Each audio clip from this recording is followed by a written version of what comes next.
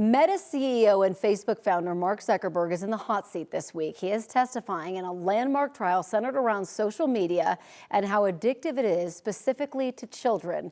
Our 9 News legal expert Whitney Traylor joins us now with more details about this case. Thanks for coming in. Sure. This got us heated, let me tell you. Okay, first of all, we've talked about this case in the past, but get us up to speed on what's going on here. Yeah. No, you were quite animated before we came on. Corey was going off, everybody. So, but no, this is a really interesting case. This is a 20-year-old who's brought the case to trial, and she's essentially saying that, hey, this social media, particularly Facebook and Instagram, have been addictive, and that's led to body image issues, mental health issues, and things like that. And so she's saying the infinite scroll, the autoplay videos, frequent notifications, and things like that really perpetuate that the addictive nature of it. Yes. The reason why I was talking about, like, where's the onus on the parents? Yeah.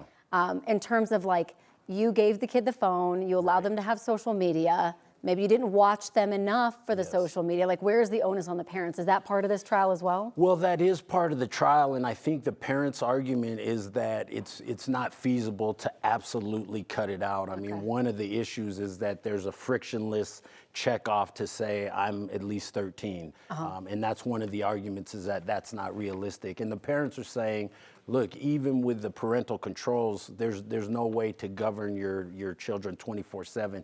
And again, I think the real issue is that they, think big tobacco. They knew it was addictive, and they continued to perpetuate that and really focus on the tweens. There were internal memos that said, get them while they're tweens, and then they'll stay when they're teens. Yeah. So there's a lot of evidence that shows they knew, that the companies knew what they were doing. So you talked about, cigarettes, they knew it was addictive, didn't say as such, but couldn't that be said for, like, alcohol, McDonald's, like anything like that? Well, this set this up for other people saying, well, this is addictive, they knew it, I'm gonna sue? No, I don't think so, because some of those things, even though it's voluntary, I think the more analogous idea is with big tobacco. They knew it was addictive. They knew that the result, that nicotine would bring people in, and they hid those results. Here, that's part of the question, is did they know that this was going to create addiction? And there's a lot of internal memos that show that they did have an idea. And of course, there's a ton of studies that show that as well,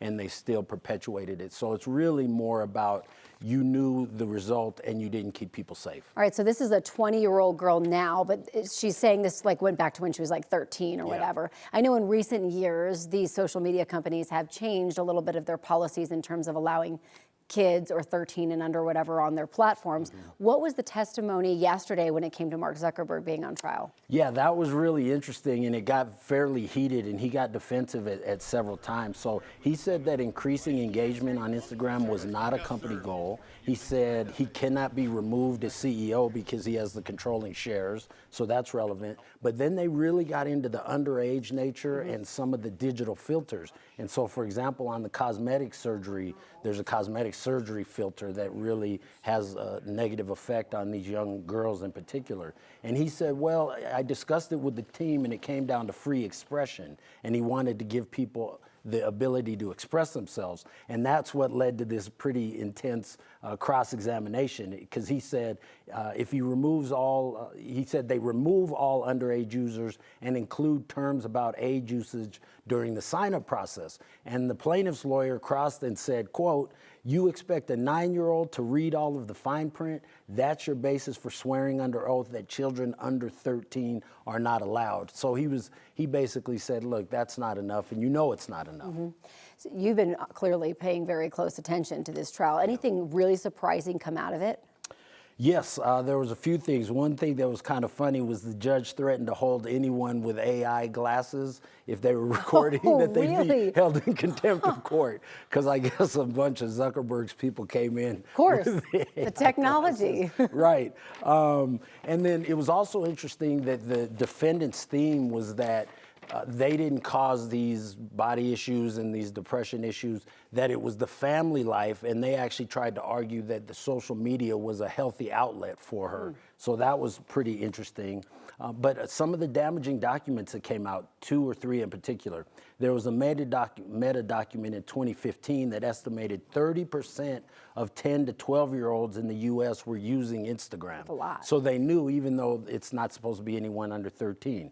There was an internal memo that showed the company had a goal to increase the time that 10-year-olds spend on Instagram. So again, they knew that these were younger people using it. And then in 2020, there was an internal memo that said 11-year-olds were 4 times as likely to keep coming back to its apps compared to older users. So there was a lot of evidence showing that they knew, particularly that these young people were using it and having issues. We're almost out of time, but I got to ask you this because this is just one of thousands of cases that are very similar. Yes. Do you think the outcome of this will set precedents for the others? Yes, this will definitely set precedent. It may not be binding legal precedent, but some of the theories, particularly if the social media companies lose, this is definitely going to set things up for the future, which will probably increase the amount of settlements. They don't want to go to trial after trial. So, and there's hundreds of lawsuits lined up, and there's a number of big cases going on right now. This is a jury trial, right? Yes. How long is it expected to last? This is expected to last about 8 weeks. Oh, wow. Yeah. It's long. Okay. Yeah. Well, I'm sure you'll be paying attention and Yeah. fill us in on what you learn. Of course. Whitney, thank you. Sure.